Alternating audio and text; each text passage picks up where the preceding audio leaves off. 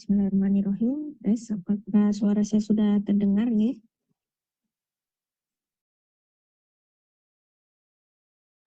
Terdengar. Baik. Oh ya, baik. Ya, silakan. Terima kasih kepada moderator atas perkenalannya. Mungkin koreksi sedikit ya, saya dari Solo,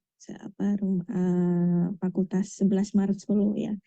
Baik, terima kasih atas kehadiran semua teman-teman sejawat di sini. Di sini sesuai dengan singkatan dari acara ini yaitu Sinau. Jadi kita di sini belajar bersama ya bagaimana kita bisa mengestimasi resiko dan bagaimana primary preventionnya terhadap coronary artery disease. Salah satu tema kenapa kita memilih tema ini karena pada coronary artery disease ini yang masih sangat kurang di Indonesia itu adalah untuk screeningnya. Jadi bagaimana kita bisa estimasi resiko sebelum terjadinya coronary artery disease supaya penyebab coronary artery disease ini terjadi kematian bisa kita turunkan nilainya.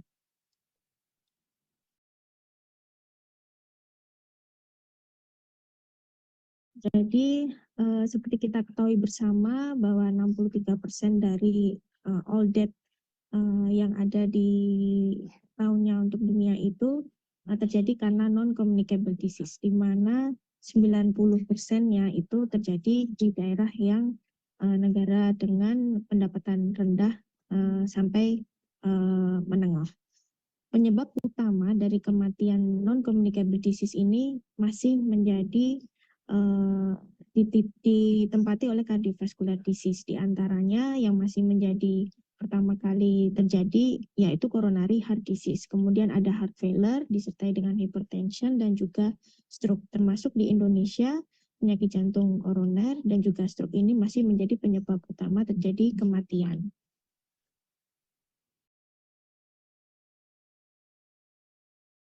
Bisa kita lihat di sini untuk global burden dari cardiovascular disease lebih dari 17,3 juta kematian per tahunnya secara global, di mana yang menjadi sorotan di sini, fokus di sini yaitu diabetes dengan 4%, respiratory disease 8%, kemudian kanker juga menempati kedudukan yang tinggi yaitu 27%. Kemudian yang penyebab lainnya yaitu 23% dan juga ada CVD risk, di mana di sini masih menjadi perhatian kita bersama bagaimana kita bisa menurunkan angka kematian dari CVD risk tersebut. Sedangkan di Indonesia sendiri untuk Riskesdas tahun 2018 kita lihat di sini bahwa prevalensi penyakit jantung mencapai 1,5%, di mana prevalensinya itu semakin lama akan semakin meningkat dilihat dari tahun 2007 sampai 2018 untuk terjadinya penyakit jantung dimulai dari usia 25 tahun sampai usia 75 tahun, di mana setiap tahunnya terjadi peningkatan. Jadi ini menjadi PR kita bersama, bagaimana kita bisa mencegah terjadinya coronary artery disease ini sehingga bisa menurunkan angka kematian. Seperti yang kita ketahui bersama bahwa untuk pencegahan dari coronary artery disease sama seperti pencegahan penyakit-penyakit yang lain, maka akan ada pencegahan primordial, kemudian primary prevention, secondary, dan tertiary prevention. Di mana yang primordial prevention ini tentunya ini melibatkan tidak hanya kita dari dokter juga, tetapi juga khalayak umum ya, termasuk dari pemerintahan, bagaimana dengan pencegahan merokok, kemudian polusi, termasuk polusi environmentalnya, kemudian bagaimana physical activity bersama.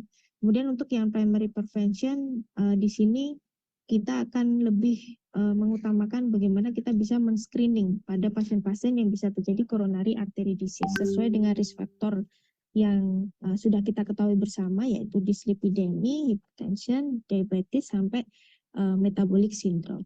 Kemudian juga pada pasien-pasien yang sudah terkena coronary vascular disease ini atau CVD, maka bisa kita lakukan secondary atau tertiary prevention yang diharapkan bisa memperbaiki quality of life pada pasien dan juga bisa menurunkan tingkat kematian. Nah, yang kita utamakan untuk primary prevention ini tentunya kita fokuskan pada kondisi pasien. Pasien sebagai centered approach dari mengontrol risk factor yang berhubungan dengan cardiovascular disease. Di antaranya yang seperti kita ketahui bersama itu ada smoking, kemudian histori dari cardiovascular event-nya, kemudian dari usia, ras, dan juga seks, di mana untuk wanita yang masih produktif biasanya dia cenderung lebih rendah risiko terjadinya CAD, tetapi ketika dia sudah terjadi menopause maka faktor risiko menjadi sama tinggi dengan laki-laki. Kemudian juga faktor genetik termasuk di sini yang sering menjadikan coronary artery disease adalah familial hiperkolesterolemia. Kemudian terjadinya obesitas di mana ini berkaitan sekali dengan sedentary lifestyle, kemudian ada type 2 diabetes dan metabolic syndrome, dan juga hypertension yang masih menjadi angka yang cukup tinggi yang ada di Indonesia. Kemudian juga terakhir adalah lipid disorder atau adanya hiperkolesterolemia. Ini menjadi faktor-faktor yang akan kita perhatikan selama primary prevention ini kita jalankan. Nah, dari ESC guideline terbaru 2021 mengenai prevention dari cardiovascular disease ini, yang difokuskan dari guideline ini adalah ada 4 kondisi. Yang pertama pada kondisi pasien sehat, di mana sehat di sini dia tidak memiliki faktor risiko. Kemudian yang kedua adalah pasien yang sudah terdiagnosis dengan cardiovascular disease, kemudian pasien dengan diabetes mellitus, dan terakhir adalah pasien dengan specific risk seperti CKD maupun familial hiperkolesterolemia. Untuk pada pasien-pasien yang dia dalam kondisi yang sehat, ada beberapa faktor perhitungan yang bisa kita gunakan atau estimated 10-year CVD risk score. Salah satunya adalah menggunakan skor 2 yang sudah diperbaharui dibandingkan dengan yang skor pertama. Akan saya jelaskan lebih lanjut di slide selanjutnya. Nah, kemudian untuk pada pasien-pasien yang sudah terdiagnosis dengan ASCVD, maka kita tidak hanya menghitung estimasi cardiovascular risikonya, tetapi juga di sini kita bagaimana memperbaiki kondisi pasien sehingga diharapkan quality of life pada pasien ini bisa lebih baik. Begitu pula dengan pada pasien yang dengan diabetes mellitus ini, harus kita lihat dulu apakah pada pasien ini sudah terjadi ASCVD atau belum. Begitu pula dengan pasien yang dengan CKD. Secara global keseluruhan bahwa dari semua golongan ini tentunya yang menjadi target dari prevention ini adalah bisa terjadi penurunan dari faktor risiko dari masing-masing faktor yang ada. Risk stratification yang ada di guideline ESC tahun 2021 menggunakan skor 2, European Systemic Coronary Risk Estimation, di mana skor 2 ini dia akan ada 4 diagram yang berdasarkan negara yang pada saat dilakukan penelitian ini. Jadi negara dengan faktor risiko terjadinya CAD itu low, moderate, high, dan juga very high. Kemudian prosentasi yang dipakai di sini dibagi lagi menjadi usia. Jadi usia dikurang dari 50 tahun, 50 sampai 69 tahun, dan juga yang lebih dari 70 tahun.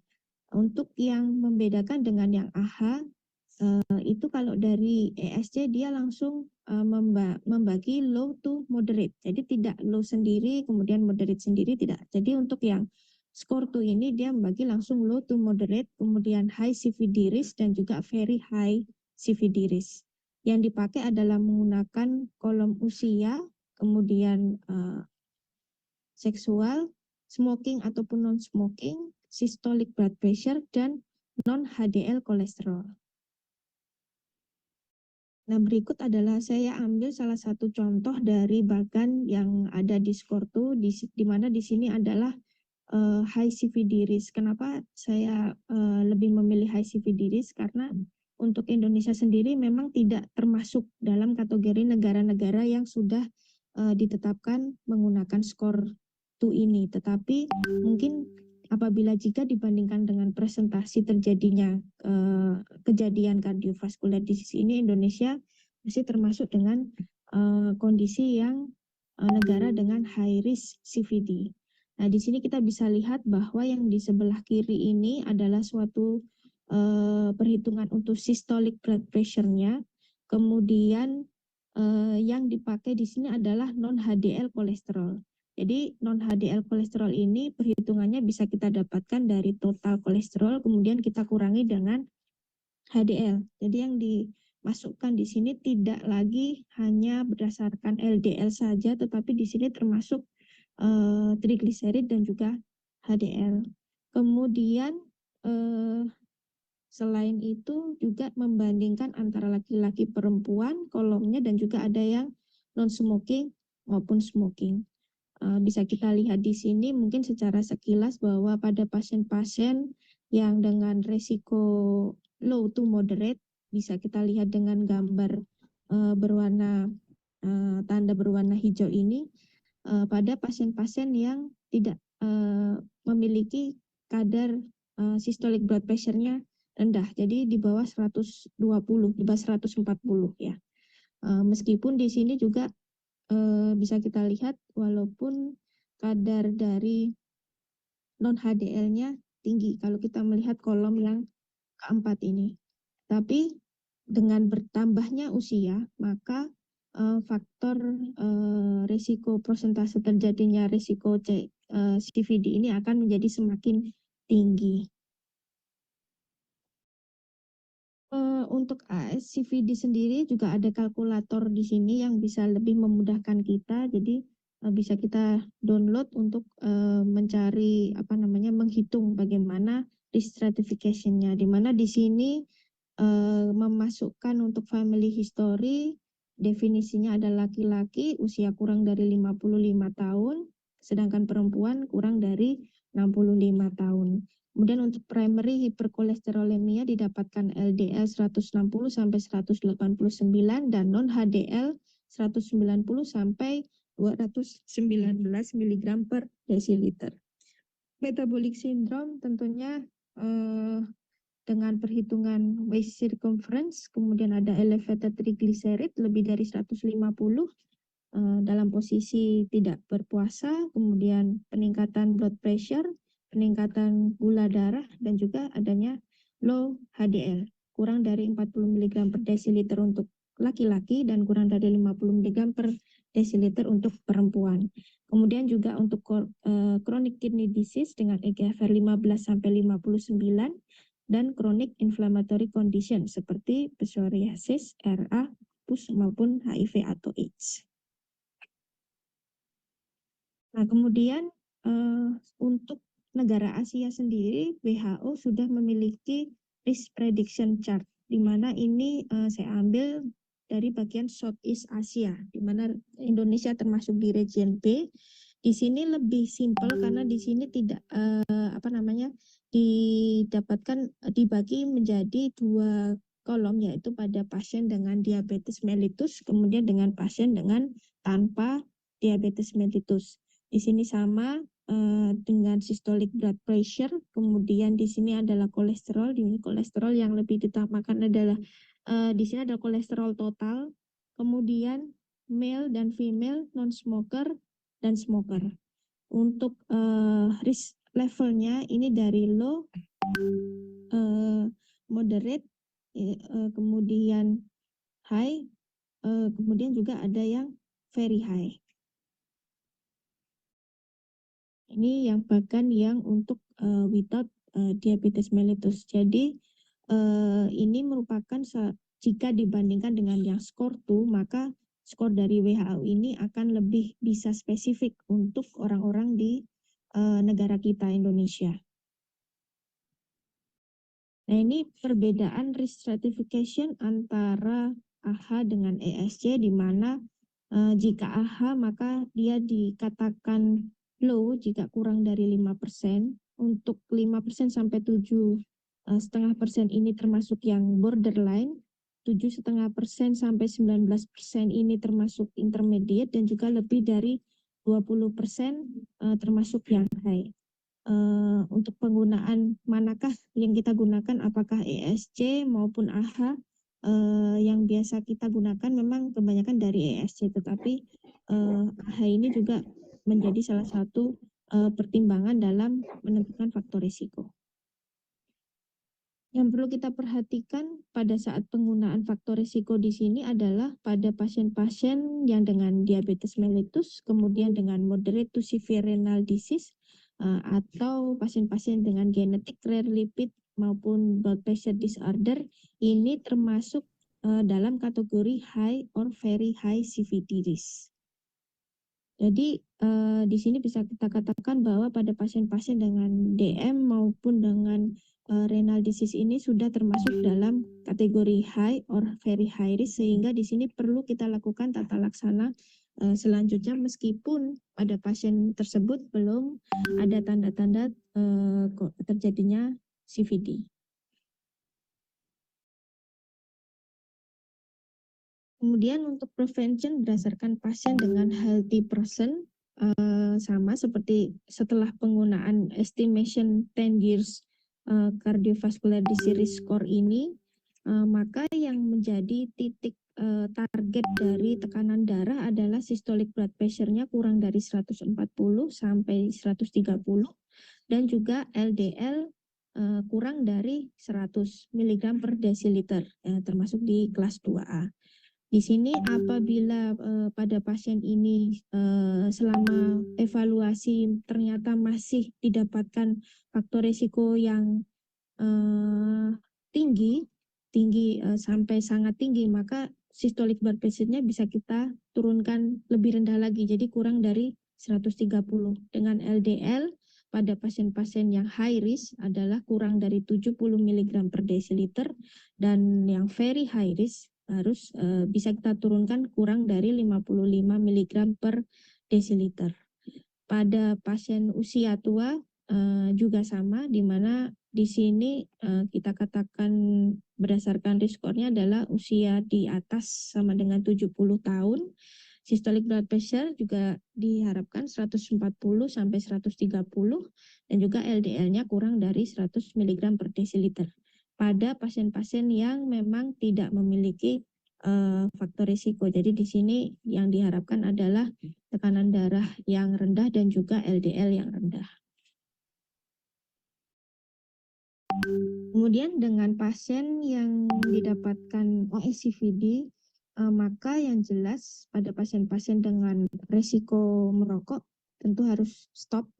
Kemudian penurunan LDL harus lebih dari sama dengan 50% reduction atau sampai kurang dari 70 mg per desiliter. Sedangkan tekanan darah kurang dari 140 sampai 130, dan juga pemberian antitrombotik terapi. Ini yang masih menjadi kelas 1.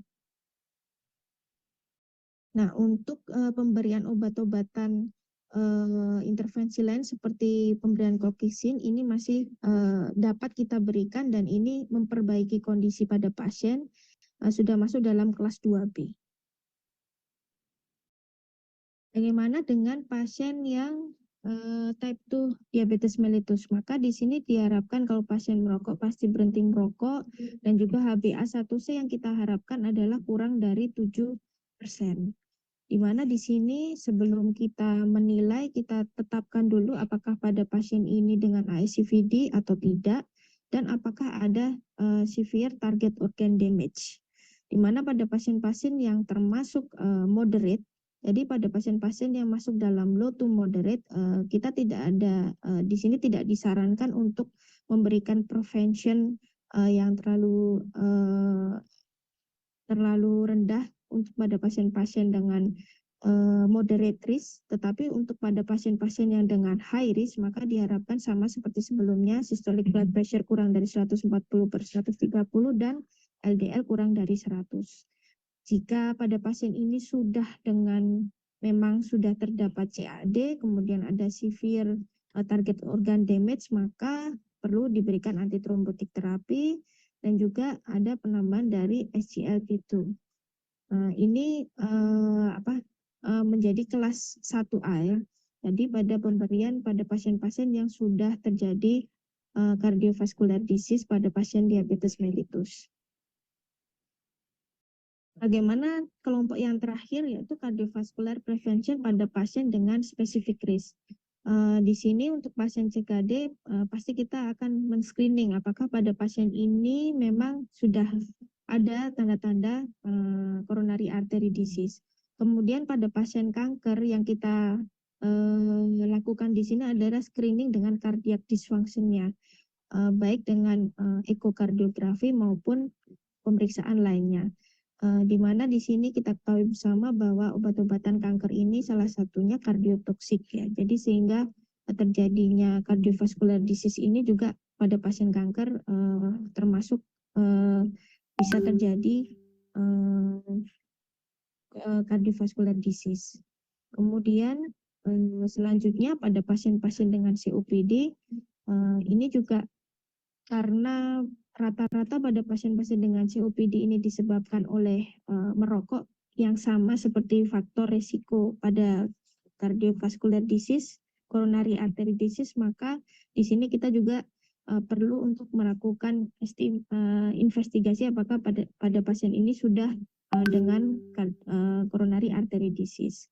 Kemudian untuk yang inflammatory condition ini kelasnya masih 2B dan 2A. Di sini kita bisa mencari apakah pada pasien-pasien inflammatory condition, misalnya pada pasien dengan rheumatoid arthritis ini bisa terdeteksi adanya cardiovascular disease.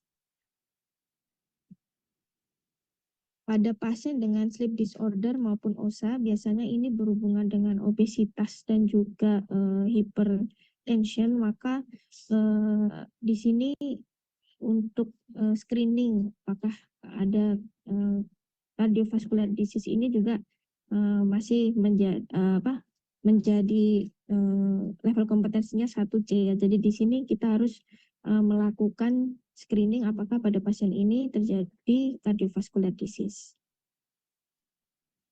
Untuk lifestyle modification, jadi pada pasien-pasien terutama yang low to moderate, di sini akan lebih diutamakan lifestyle modification. Jadi yang pertama pasti dengan penurunan cardiovascular risk-nya, baik itu secara psikososial stresornya, dan juga bagaimana kita bisa mengedukasi pada pasien ini untuk mengontrol dari cardiovascular risk-nya. Kemudian diet di sini yang diharapkan adalah rendah gula, rendah garam, dan juga rendah lemak. Kemudian untuk exercise dan physical activity ini penting karena di sini kondisi sedentary lifestyle itu secara tidak langsung akan menyebabkan cardiovascular disease meskipun pada pasien ini tidak ada faktor risiko yang lainnya. Obesity dan weight loss tentunya ini berhubungan dengan metabolic syndrome sehingga ini juga menjadi salah satu target untuk lifestyle modification pada primary prevention. Yang diharapkan di sini untuk dietnya, maka kita bisa mengganti saturated fat dietary-nya dengan yang monounsaturated maupun yang polyunsaturated fat. Kemudian juga harus menghindari makanan-makanan yang manis ya, dan juga lebih banyak untuk intake dari vegetables maupun fruit, baik kacang-kacangan, grain ataupun fish, itu yang lebih direkomendasikan sesuai dengan diet DASH untuk menurunkan hipertensi dan juga kadar kolesterol. Kemudian untuk exercise dan physical activity yang diharapkan adalah melakukan exercise dengan intensitas moderate, di mana total dari intensitas moderate ini adalah 150 menit per minggu. Jadi bisa terbagi untuk ketika kita menjalankan latihan selama 30 menit, maka bisa terbagi seminggu 5 kali ya. Bisa kita menggunakan yang moderate intensity, ataupun kalau kita menggunakan yang vigorous intensity itu sekitar 75 menit per minggunya. Jadi tergantung dari kapasitas fungsional maupun kondisi fit dari pasien-pasien, dari orang-orang yang memiliki resiko cardiovascular disease. Kira-kira untuk perhitungannya yang kita bilang moderate intensity ini adalah bisa tercapai dari heart rate latihannya adalah 64-76% dari heart rate maksimal, di mana heart rate maksimal di sini 220 dikurangi usia dengan kita bisa menilai dengan box scale score. Jadi mungkin beberapa orang ini ketika dia akan lebih mudah untuk menghitung target heart rate jika dia ada smartwatch. Tapi kalau dia tidak ada smartwatch, maka bisa kita edukasi dengan menggunakan box scale, di mana box scale di sini yang kita harapkan adalah mencapai 12 sampai 13 poinnya. Secara taktes sebanding dengan pasien ini dia masih tetap bisa sudah mulai terengah-engah tetapi masih bisa berkata satu kalimat secara lengkap. Kemudian untuk overweight dan obesity, tentunya ketika kita berhadapan dengan pasien yang diharapkan kita bisa menghitung BMI dan juga bisa menghitung waist dari pasien-pasien kita untuk mencari apakah pada pasien ini termasuk dalam kondisi overweight maupun yang obesity. Untuk tobacco use ini jelas bahwa rekomendasinya pasti 1A, jadi tidak ada kata lain untuk kita harus menyetop pada pasien ini. Memang ini masih menjadi tantangan kita bersama, bagaimana kita bisa mengedukasi pasien untuk bisa mengurangi risiko mengurangi merokoknya untuk kondisi bisa pencegahan untuk menurunkan blood pressure. Jadi di sini berdasarkan AHA 2019 untuk yang normal, otomatis kita tetap menyarankan untuk optimal lifestyle habit. Kemudian ketika dia sudah mulai meningkat 120 sampai 129, maka ini bisa kita mulai non pharmacological terapi, terutama kita sarankan untuk olahraga. Dan kemudian untuk mulai pemberian obat-obatan bisa kita mulai dari stage 1 sampai stage 2 hypertension, di mana yang lebih disarankan adalah kita awalnya menggunakan two drug combination itu lebih direkomendasikan daripada single pill combination untuk mencapai target pasien. Kemudian juga penggunaan kombinasi yang lebih direkomendasikan adalah ACE dengan CCB atau dengan diuretik. Namun kita bisa tambahkan kombinasi yang lain apabila memang pada pasien ini ada indikasi tidak, walaupun sudah kita berikan dosis optimal tetapi tidak terjadi penurunan target, yaitu kurang dari 140/90. Untuk lipid control goal-nya yang kita harapkan tadi adalah kurang, untuk very high risk kurang dari 55, sedangkan yang high risk adalah kurang dari 70. Maka untuk pemberiannya bisa menggunakan, yang kita harapkan adalah kita bisa menggunakan statin terlebih dahulu. Awal kita bisa berikan statin yang low intensity terlebih dahulu, baru kita intensity hingga high intensity statin, di mana yang kita harapkan adalah penurunan kurang dari sama dengan 50%. Kemudian apabila sudah menggunakan high intensity statin tetapi masih tidak ada penurunan, tidak tercapai penurunan kurang dari 70 maupun kurang dari 55, maka kita bisa tambahkan dengan ezetimibe. Kemudian jika sudah dengan dua obat ini tidak bisa, maka bisa kita tambahkan PCSK9 inhibitor. Tapi memang ya kelemahan di kita adalah kita eh, tidak semua obat ini masuk dalam BPJS, di mana pasien-pasien kita kebanyakan adalah pasien-pasien dengan BPJS. Ya, baik. Mungkin dari sekian ini memang masih banyak hal-hal yang masih bisa kita kontrol untuk primary prevention dari cardiovascular disease, tetapi yang kita harapkan adalah dengan kita melakukan prevensi, baik yang primary prevention ini diharapkan cardiovascular disease angka kematiannya bisa kita turunkan, sebelum terjadi juga kita bisa kurangi.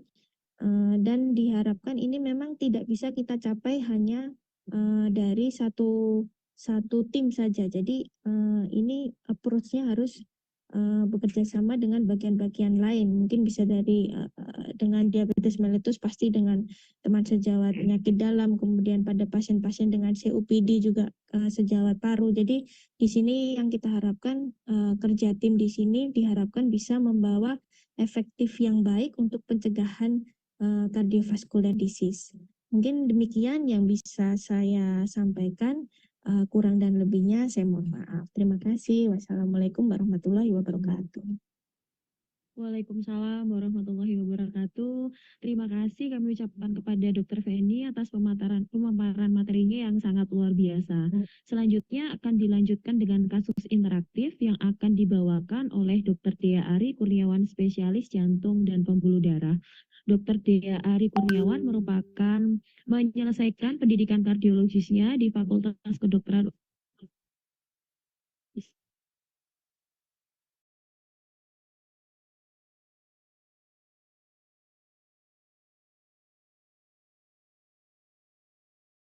link yang sudah di-share di kolom chat.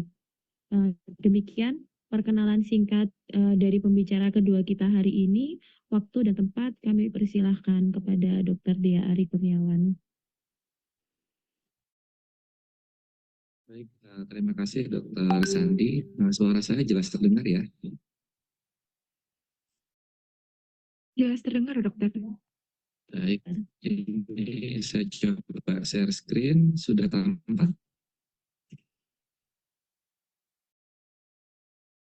Baik. Baik, kita mulai ya. Assalamualaikum warahmatullahi wabarakatuh. Sesuai tujuan dari webinar kita kali ini adalah sinau. Jadi sudah banyak disampaikan dasar teori oleh Dr. Feni tadi, sehingga tugas saya menjadi lebih ringan.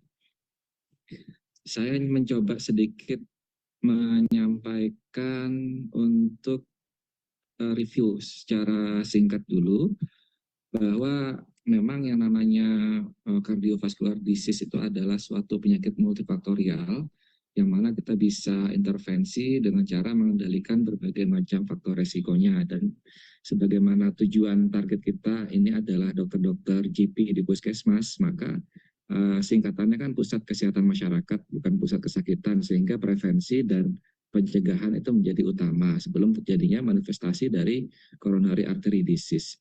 Nah, risk factor pada coronary artery disease ini bisa kita kenali lebih dini itu dengan cara menggunakan risk assessment yang tadi sudah disebutkan oleh Dr. Feni, bahwa dari sejarah perkembangannya risk assessment ini banyak sekali dikembangkan dari Eropa, Amerika, kemudian ada yang dikembangkan oleh WHO.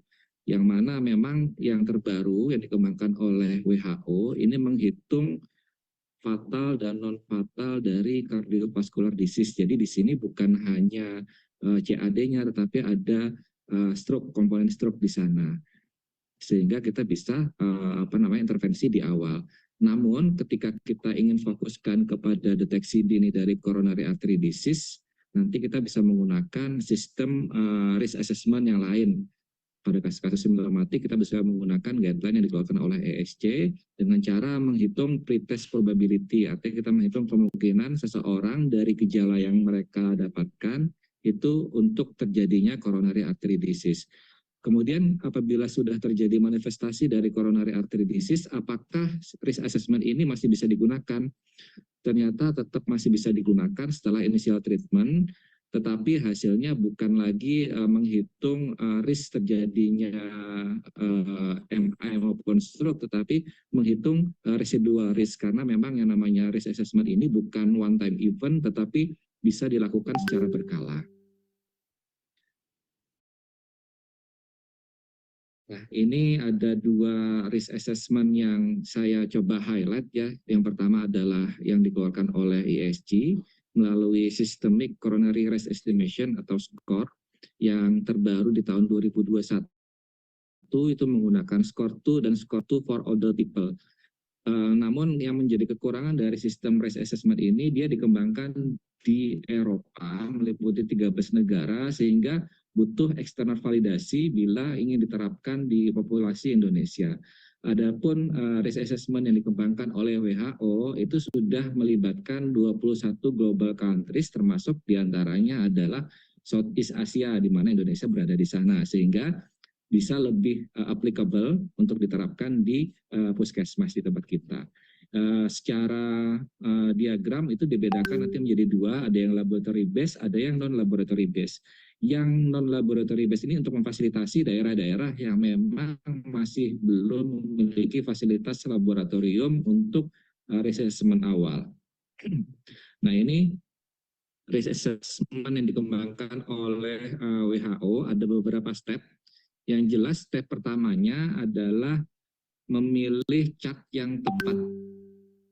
Memilih cat yang tepat, bahwa jangan sampai kita menggunakan cat yang salah. Jadi pastikan kita memilih cat yang itu kita tentukan kita mau laboratory base atau yang non laboratory base, bergantung dari kelengkapan data yang kita punyai.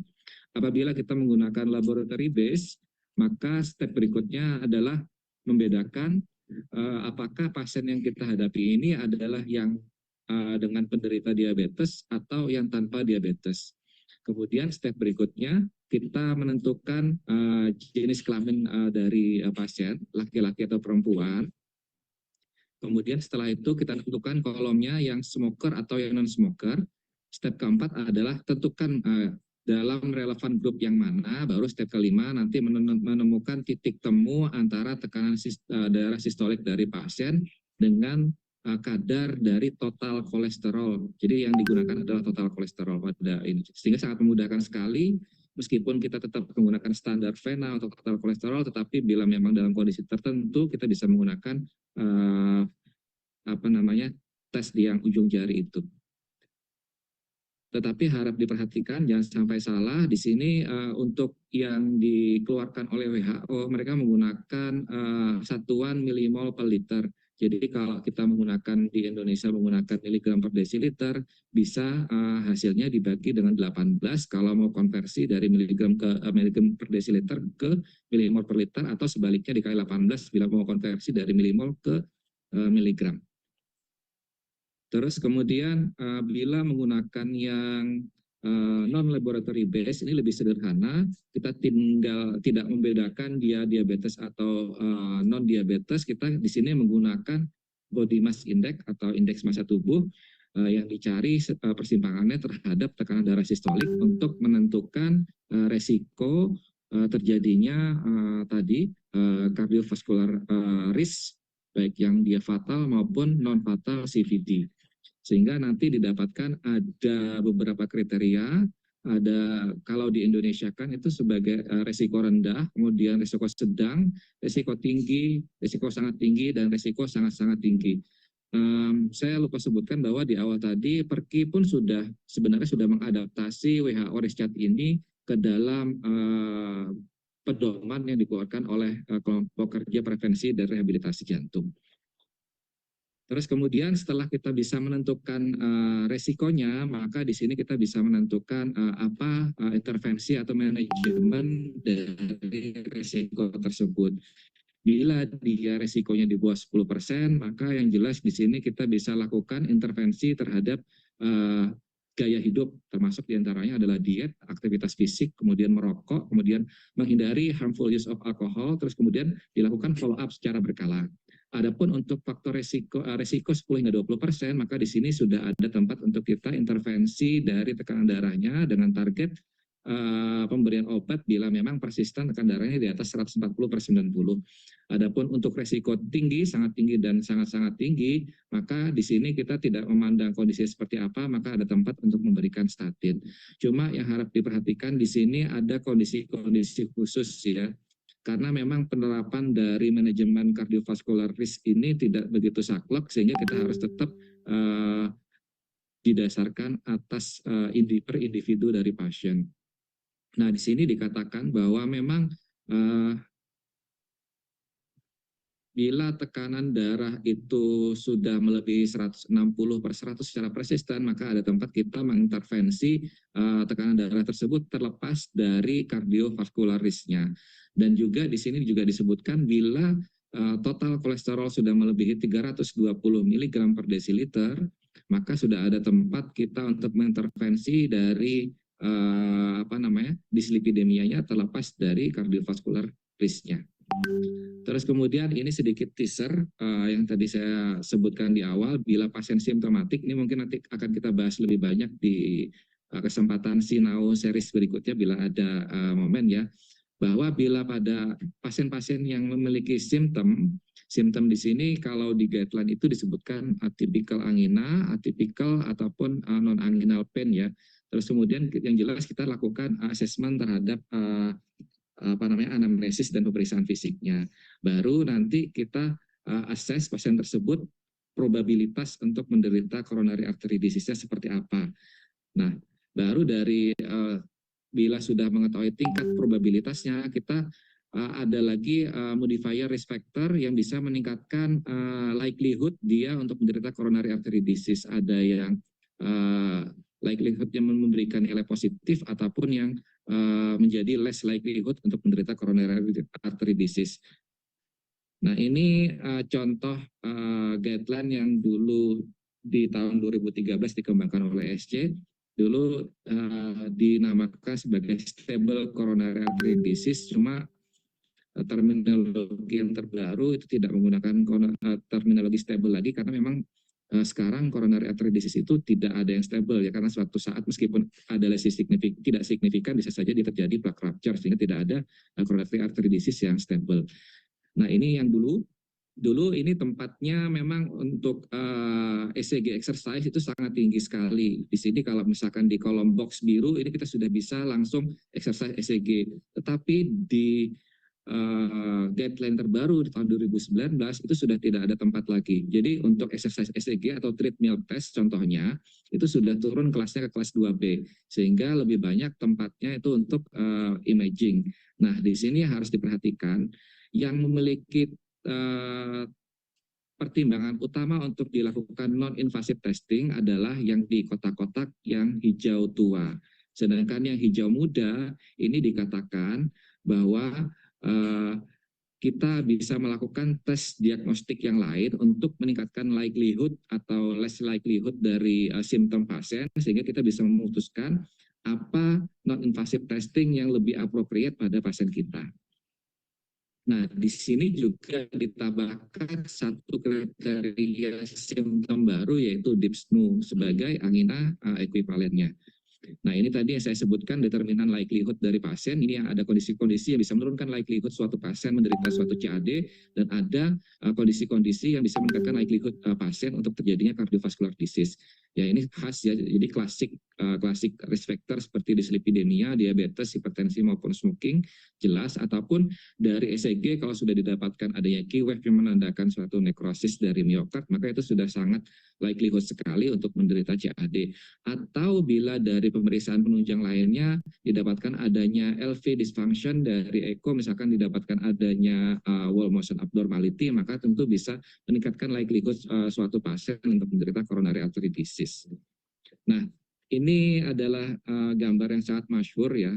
Di sini sebenarnya nanti kita setelah menentukan resiko untuk terjadinya suatu CAD, maka kita bisa menentukan dari mana kita mulai melakukan intervensi. Di sini kita bisa mulai dari mana saja. Misalkan dari pojok kanan ini non-invasive testing itu bisa kita gunakan langsung apabila pasien kita itu memiliki high clinical likelihood atau revascularization likely. Misalkan contohnya pada pasien-pasien yang nyeri dada, terus kemudian dia dengan gambaran key patologis, itu tentu sudah high clinical likelihood sehingga kita bisa langsung ke non-invasive testing.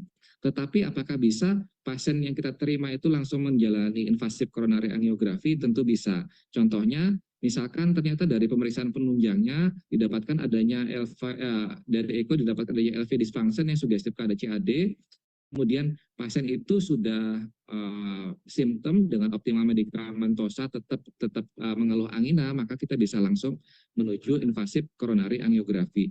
Tetapi yang menarik di sini adalah ada tempat, meskipun pasien itu simptomatik, setelah non-invasive testing terbukti positif iskemia, kita bisa mengoptimalkan drug terapi dulu sebelum ke invasif coronary angiografi.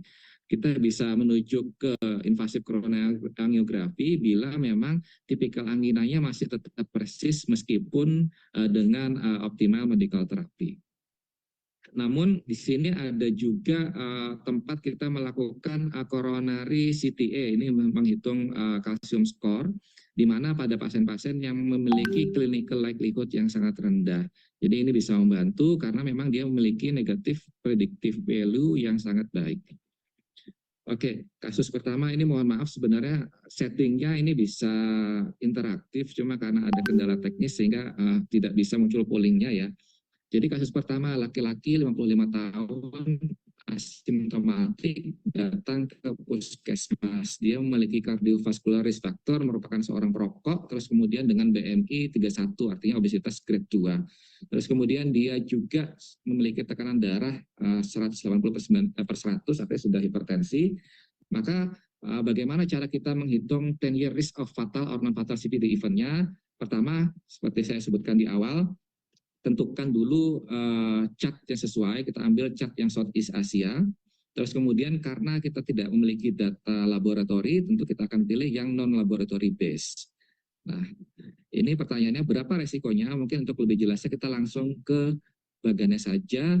Ini bagannya, setelah kita memilih yang Southeast Asia, kita tentukan yang non-laboratory based, terus kemudian karena dia adalah laki-laki, maka kita perhatikan kolom laki-lakinya, dan dia adalah perokok, maka kita perhatikan kolom perokok, dan kita tentukan rentang usianya. Ya, rentang usianya karena 55 tahun, maka kita akan fokus kepada kotak yang keempat dari atas ini. Terus kemudian setelah itu kita menentukan tekanan darahnya, karena 180, maka kita akan tarik garis lurus ke arah kiri, kemudian diambil perpotongan dengan body mass index-nya karena dia 31 di sini, maka kita dapatkan kardiovaskular risk-nya untuk fatal dan non-fatal CVD event-nya adalah 23%. Ya.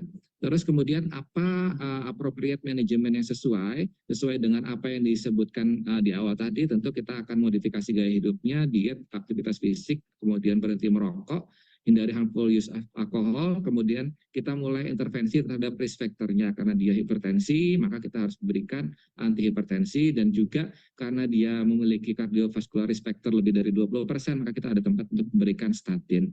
Dan kemudian kita akan follow up hasil intervensi terhadap gaya hidup dan risk factor yang lain setelah 3 bulan. Maka jawabannya adalah D.